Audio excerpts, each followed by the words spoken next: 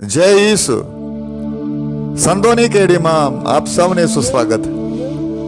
યાકોબ 1:27 કહે છે, પિતા પરમેશ્વરની નજરમાં નિર્ભળ અને અસલ ધર્મ તો આ છે, અનાથોની અને વિધવાઓની દુઃખમાં સંભાળ લેવી અને પોતાની જાતને સંસારથી નિર્લેપ રાખવી. 8મી ફેબ્રુઆરી એમિલિયાની એના સંત જરોમના તહેવારની ધર્મસભા ઉજવણી કરે છે. જરોમનો જન્મ વેનિસના એક ઉમરાવ કુટુંબમાં થયો હતો. તેઓ એક સિપાહી હતા.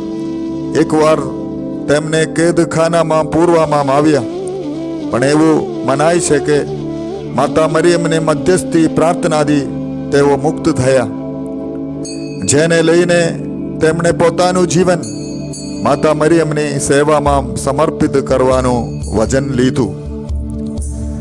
તેમણે 3 વર્ષ સુધી ગરીબો અને માંદાઓની સેવા કરી પોતાના ભાવિ પ્રેષિત કાર્ય માટે તૈયારી કરી. તેઓ અનાથ બાળકોને પોતાના જ ઘરે એકત્રિત કરી તેમની મધ્યે કામ કરતા. ધીરે ધીરે તેમણે પોતાના પ્રેષિત કાર્યનો વ્યાપ વધાયો અને તેમણે અનાથ બાળકો તેમજ ગરીબોની સેવાર્થે સાધુ સંઘની સ્થાપના કરી.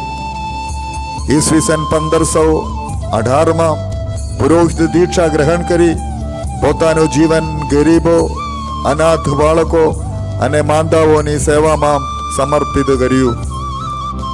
ઈસવીસન 1528માં મર્કીનો રોગ ફાટી નીકળ્યો. એમાં રોગનો ભોગ બનેલા લોકોની સેવા કરતા તેઓ પણ એ રોગનો ભોગ બન્યા અને ઈસવીસન 1537માં પોતાના હોઠ ઉપર ઈસુ મરિયમનું નામ જપતા અવસાન પામ્યા. ઈસવીસન 1767માં તેમને સંત તરીકે જાહેર કર્યા.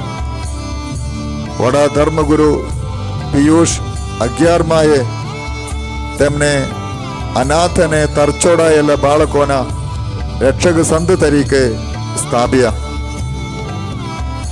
એ કરુણાસાગર પ્રભુ, તમારી કૃપાથી સંત જરોમ અનાથોના બેલી અને નિરાધારોના આધાર બન્યા.